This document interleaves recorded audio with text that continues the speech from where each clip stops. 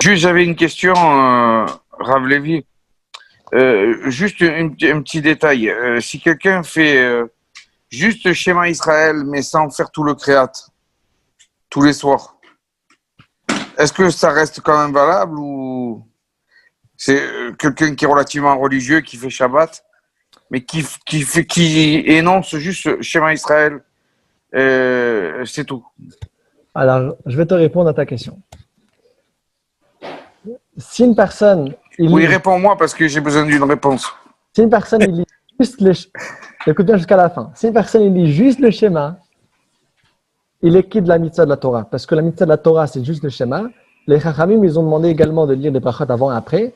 Mais ça n'enlève pas qu'une personne est quitte de la mitzvah, l'obligation de la Torah, en lisant le schéma uniquement. Ça, c'est numéro 1. Maintenant, numéro 2. Tu as demandé si une personne, il lit le schéma sans tout le théâtre. Alors, Shema Israël, Adonai Elohenu, Adonai Echad. non. Et il s'arrête là. Non. Il faut lire les trois paragraphes. Il faut lire les 3 paragraphes du schéma. On a dit dans le Rambam que les 3 sont de la Torah. L'Admor Azaken, il ramène qu'il y a 3 avis en fait. Un avis qui dit que juste le schéma Israël, la première phrase, c'est de la Torah. Après, il y a un deuxième qui dit non, il faut lire ça avec tout la suite. Et le troisième, il dit non, il faut vraiment lire les 3 paragraphes. Il y a donc plusieurs avis, mais la halakha, elle est finalement retenue qu'il faut lire les 3 paragraphes. Si une personne ne peut pas lire les 3 paragraphes, au moins qu'il lise le premier paragraphe, Shema avec Ve'afta, comme ça au moins il sera quitte selon un avis. Et donc voilà. Si une personne, il a vraiment juste 1 minute qu'il lit ça, et si une personne, il a juste 5 secondes, je ne vais pas le dire que de lire une phrase, ça serait rien. Vaut mieux qu'il lise une phrase plutôt que rien. Donc ça n'est pas valable. Est-ce qu'il est quitte? C'est pas évident de dire qu'il soit quitte à 100% parce que la Mitzvah a dit de lire les 3. Alors regarde, il y a le schéma avec toute la prière, ça c'est une chose. Mais on est quitte du schéma à 100% selon tous les avis en lisant les 3 paragraphes. Si on a lu moins que les 3 paragraphes, ça va dépendre des avis. Selon le Maïmonide, on ne sera pas quitte.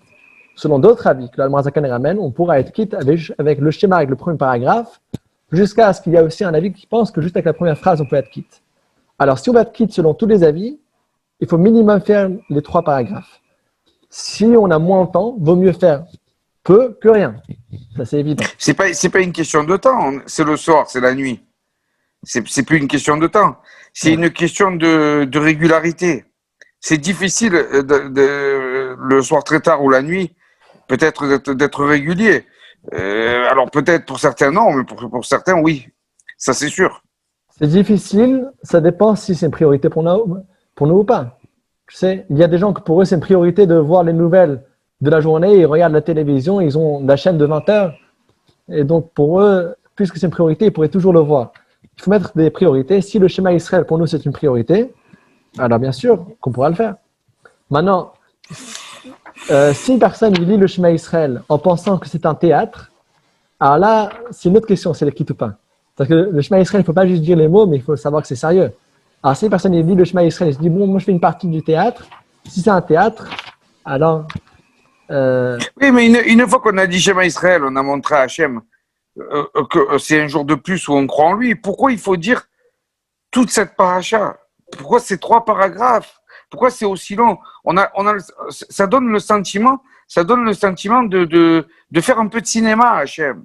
C'est ça moi mon problème. C'est qu'on a toujours l'impression qu'on veut faire prière sur prière, rajouter prière sur prière pour montrer à Hachem plus et plus et plus. Mais quelque chose qu'on fait tous les jours, même si c'est court, Hachem, il voit que tous les jours on croit en lui. Parce que des choses trop longues, c'est ça qui fait que ceux qui sont moins religieux vont avoir plus de mal à venir vers la tchouva au niveau de ce type de mitzvot. Alors, très bonne question. Alors, regarde. Je m'excuse de vous bousculer une fois de plus. Hein. Je vais déjà vous donner un petit heads up sur ce qu'on va apprendre dans la suite des chapitres, justement des lois de Kriyat Shema. Alors, il y a une halakha qui paraît comme une contradiction entre 2 halakhot dans le Maïmonide. De quoi s'agit-il? Alors, Combien est-ce qu'il faut le lire? Au minimum, vraiment, si une personne est en cas de force majeure, on va en discuter dans les chapitres qui suivent. Alors, si une personne, par exemple, il est fatigué, il n'a pas dormi quelques jours, il est vraiment, j'essaie de le secouer, mais il dort. Alors, est-ce qu'il faut l'embêter jusqu'à ce qu'il va dire le schéma? Alors, le Maïmonide, il dit qu'il faut l'embêter jusqu'à ce qu'il lise le premier pasouk, juste Shema Israël, Hashem Elokeinu Hashem Echad. Ensuite, Maïmonide, il parle, plus tard, d'une halakha qui traite d'une personne qui est employée chez autrui et donc maintenant en train de travailler. Est-ce qu'il peut s'arrêter au milieu de son travail? Alors bon, ça dépend, il y a plusieurs conditions, quel type de contrat de travail, etc. De nos jours, les employés, ils peuvent s'arrêter pour 2 minutes, il n'y a pas de problème. Mais dans un certain type de contrat de travail, il est censé travailler vraiment chaque seconde sans interruption. Alors il dit qu'il faut lire au moins la première paracha, le premier paragraphe, Shema avec Va'afta. Pourquoi? Chez l'Otehek Kriyat Arai. Pour pas que sa lecture, elle soit Arai, elle soit temporaire. Une personne qui lit juste une phrase comme ça, alors des fois même pas il y pense. C'est pour ça qu'il faut lire un paragraphe entier. Alors le Kesef Mishneh, il pose la question, il dit attends, mais tu m'avais dit que celui qui est fatigué, que je l'embête juste pour la première phrase. Alors il dit non, celui qui est en train de somnoler, il peut parler, il peut dire le premier paragraphe. Le sens du Raman, c'est que je l'embête jusqu'à ce qu'il va se concentrer, la kavana. Donc le minimum de la kavana, de la concentration, c'est minimum la première phrase. Shema Israël, Hashem Elokeinu Hashem Echad. Mais ensuite, il y a aussi l'élément que si je dis juste une phrase, alors ça devient une kriya hara, une kriya passagère et temporaire. Et c'est une chose qui est très pratique. Regarde,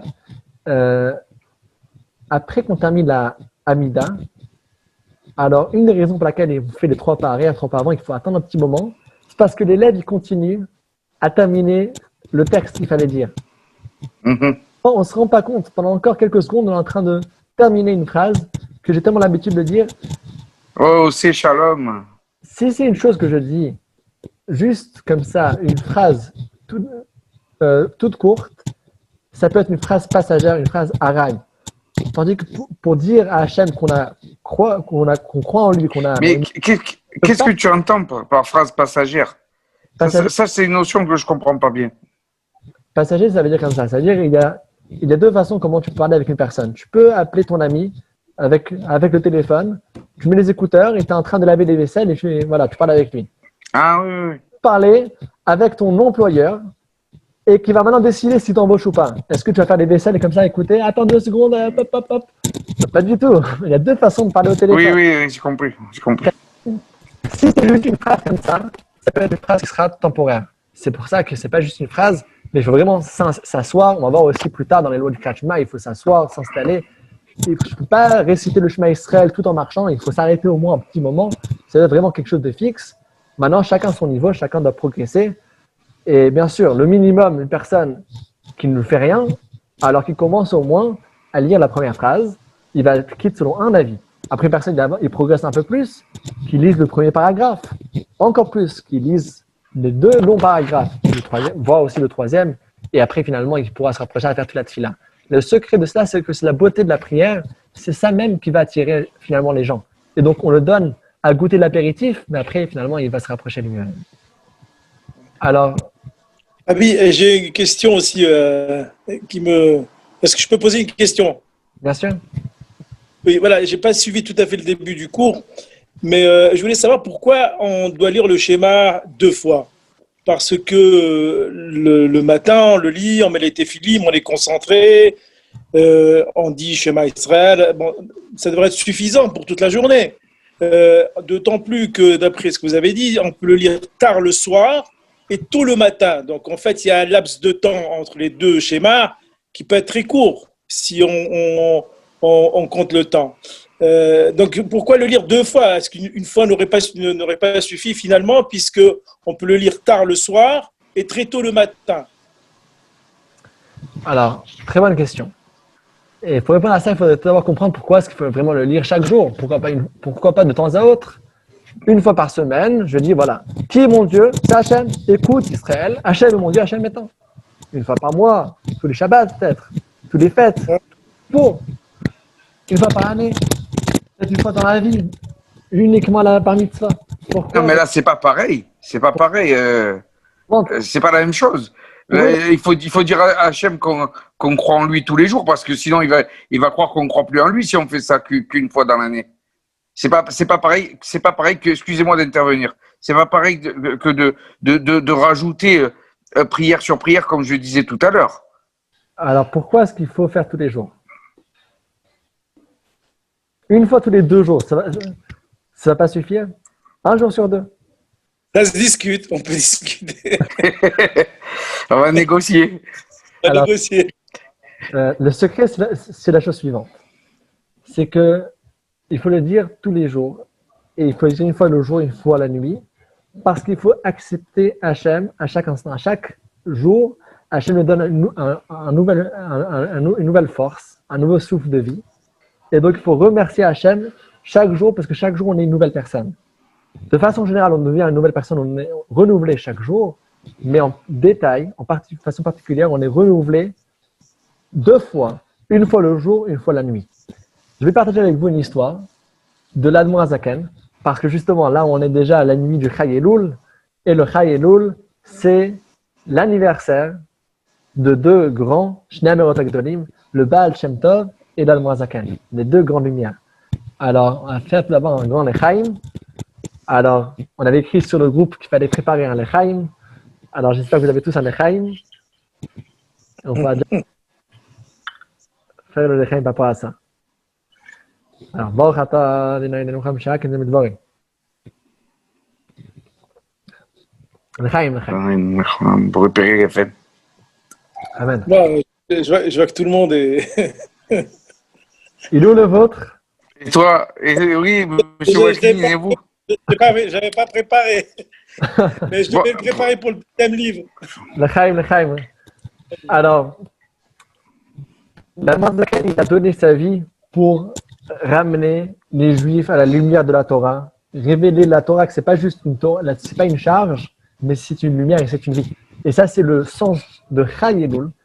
Chai Elul, dans la Torah, chaque chose est précise. S'il est né le Chai Elul, c'est parce qu'il a fait, il a œuvré pour Chai Elul. Il a ramené Chai, la vie, dans Elul. Elul, a priori, c'est triste. C'est le moment que je me rappelle, je fais le compte rendu de toutes mes fautes. C'est un moment qui est triste. Et le Morazaken, le Baal Shem Tov, ils ont dit non, Chai Elul. Il faut vivre, il faut toujours faire avec joie, parce que la Torah, c'est une Torah de vie, une Torah de lumière.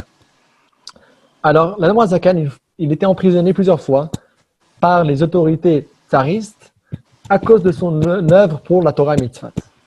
Et il était jeté une fois dans une cellule, il n'y avait pas là-bas, pas de fenêtre, ni jour ni nuit. Et à un moment, il y avait un des gardes qui a essayé de le tromper. Et il a dit, pleine journée, mais il dit à l'Admor Hazaken, pourquoi est-ce que vous ne dormez pas? Alors que maintenant, on est pendant la nuit, on est en pleine nuit. Et l'Admor Hazaken n'avait aucun moyen de savoir qu'il était en train de se moquer de lui, parce qu'il n'y avait pas de fenêtre et rien. Il n'y avait aucun signe distinctif entre le jour et la nuit. Il faisait exprès d'embrouiller les emplois du temps dans cette prison. L'Admor Hazaken l'a regardé, elle a dit, maintenant, il est telle et telle heure. Je pense que c'était 2 heures d'après-midi. En tout cas, il a dit l'heure exacte. Et il était stupéfait. Il dit, mais comment le saviez-vous? Il a commencé à penser, peut-être l'Admor Hazaken a caché quelque part, peut-être a dissimulé une horloge. Comment est-ce qu'il sait? L'Admor Hazaken a expliqué. C'est parce que dans la Kabbalah, on apprend que chaque heure, c'est pas juste une heure. Chaque heure, Hachem, il nous donne une nouvelle force. Et le nom d'Hachem, Yud-Ke Vav-Ke, a 4 lettres. Et les 4 lettres ont différentes formules. Je peux commencer avec la lettre Yud, ensuite Yud-Ke Vav-Ke, ou bien je peux commencer avec une autre lettre. Et quand on prend 4 lettres et qu'on le met dans toutes les formules possibles, je peux les mélanger.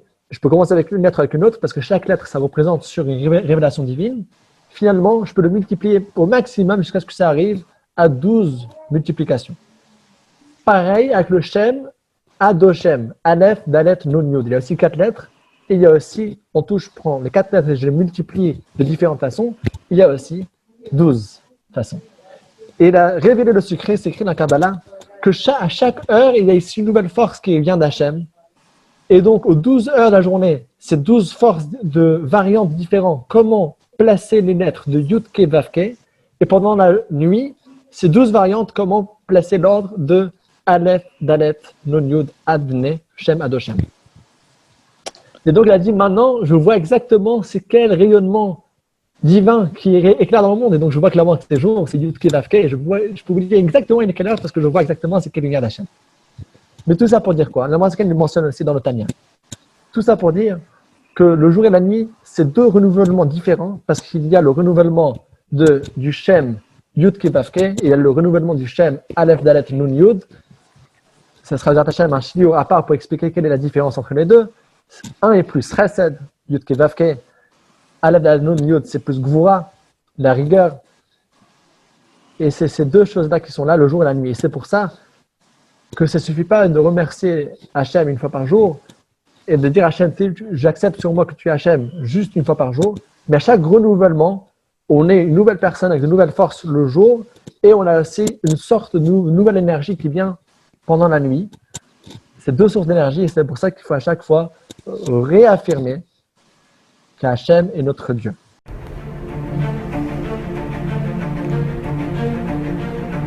Et si connaître toute la Torah était possible, plongez-vous dans les joyaux de la Torah. Étude du Rambam, le Maïmonide, cours de qualité par des rabbins francophones aux quatre coins du globe. Un chapitre chaque jour, à raison de 20 minutes, pour finir en moins de 3 ans d'apprentissage de la Torah. Relevez le challenge, tous les soirs en direct à 20h30 ou 21h30 heure israélienne. Nos cours sont accessibles à tout moment, YouTube, Facebook et sur notre site torah24.com.